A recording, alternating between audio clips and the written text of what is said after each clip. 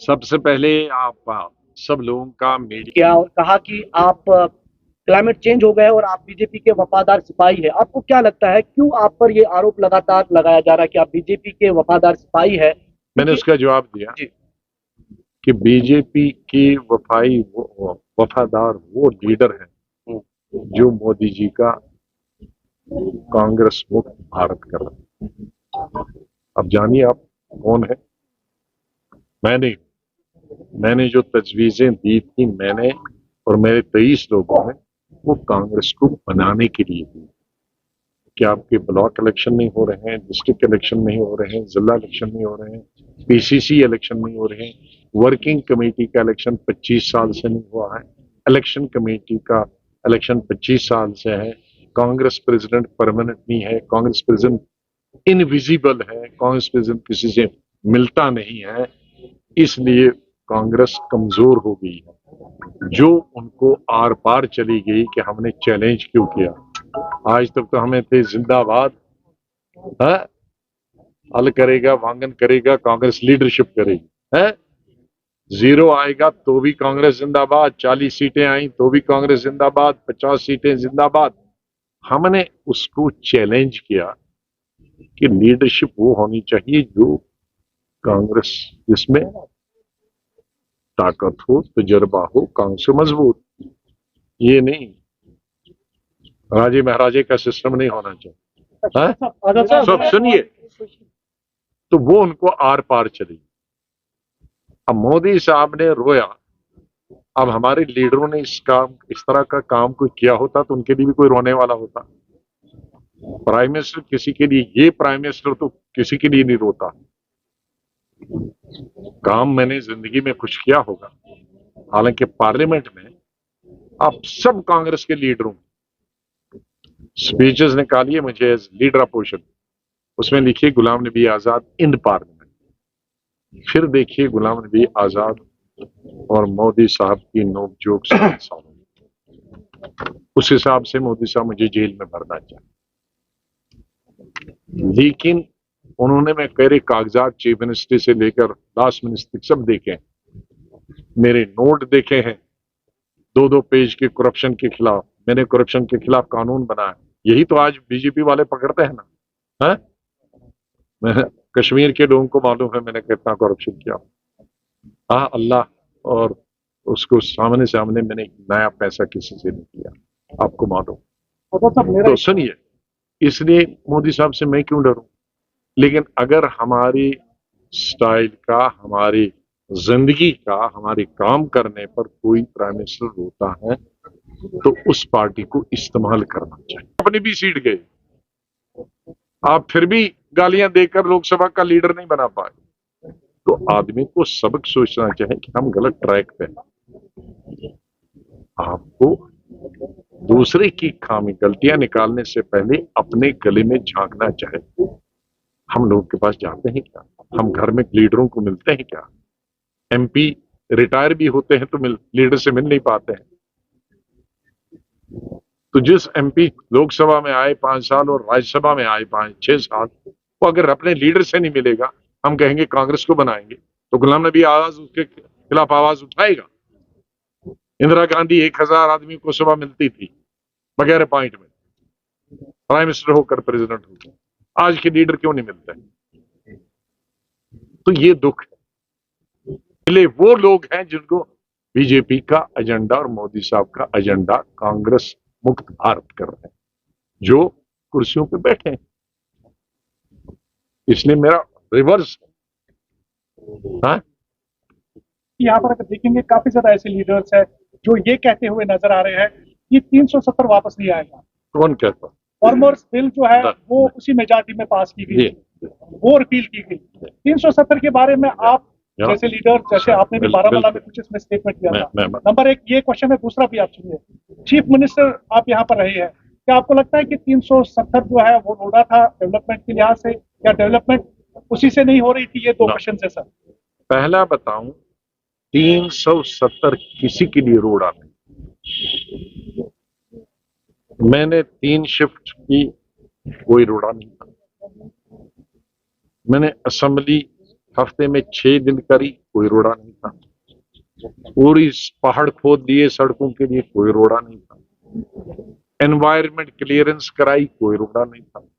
School colleges का अस्पतालों का जाल बिछाया, कोई रोड़ा नहीं। ये बीजेपी का कहना, और अगर उस पर मैंने दूसरी तकरीर की, अगर वो नहीं सुनी है तो सुनिए, वो भी 1 घंटे की तकरीर है, जिसमें मैंने एक एक होम मिनिस्टर, प्राइम मिनिस्टर बैठे थे। क्या आपने कहा हेल्थ केयर ये नहीं है, तो मैंने कहा हेल्थ केयर नेशनल एवरेज से और गुजरात से ये ज्यादा है। हमारा ड्रॉप आउट बच्चों का, लड़कियों का नेशनल एवरेज और गुजरात से ये ज्यादा है। उस भी सुनी है? नहीं सुनी है? मैं ढूंढवा के आ भी लगा। मैंने 21 चीजें ऐसी गिनी पार्लियामेंट, और 40 में मैंने कहा है कि गुजरात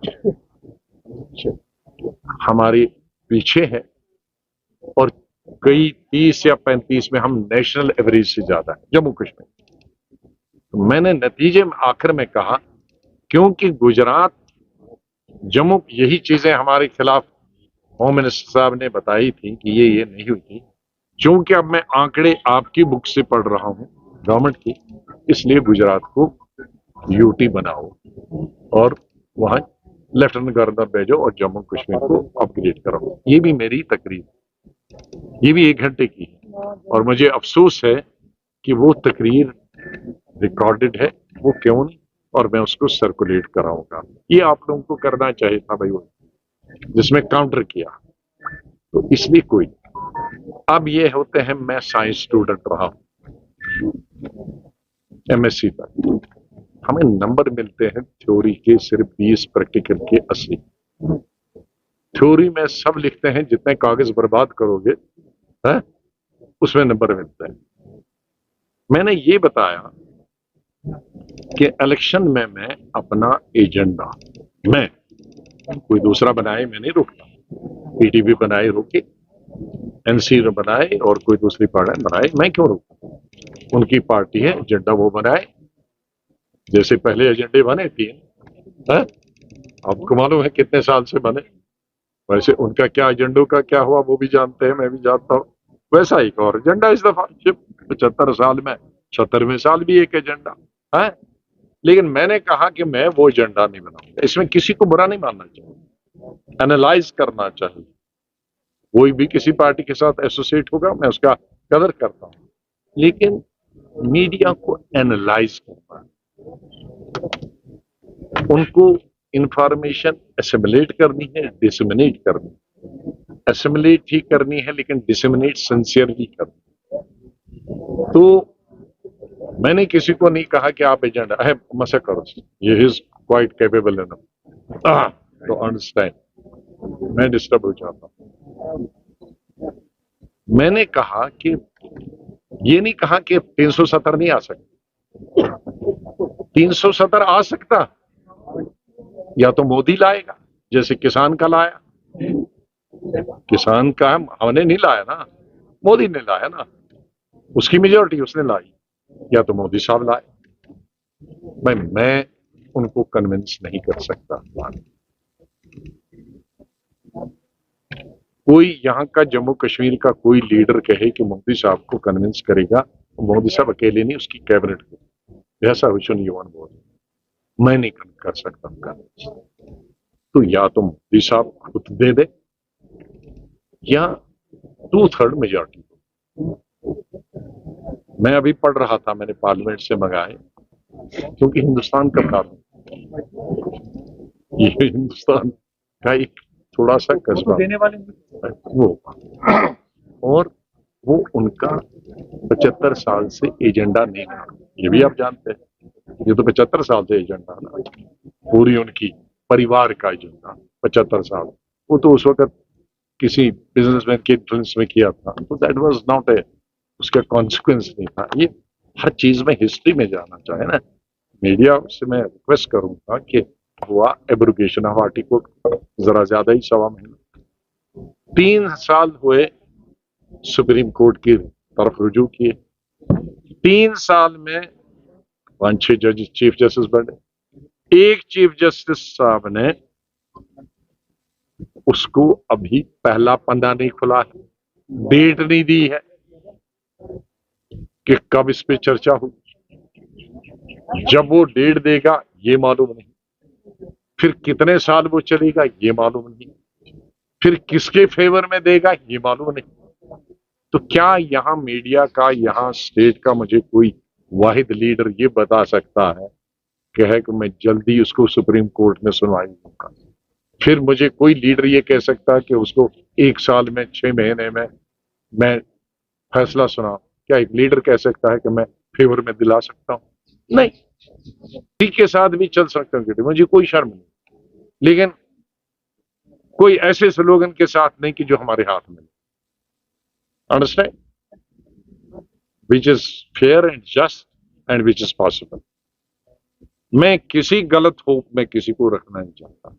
अल्लाह के जाने से पहले अब हमने 70 क्रॉस किया, मैं कोई धोखा नहीं देना चाहता। लोग वोट दें या ना दें, हाँ, मैं कोई ऐसा स्लोगन नहीं दूंगा which is not in my hand. ये जारी रखेंगे अगर मैं आज़ादी ना किसी हो पर सके, कुछ नहीं कहना चाहता हूं, मैं सपने नहीं दिखाना चाहता, बस एक ही जवाब।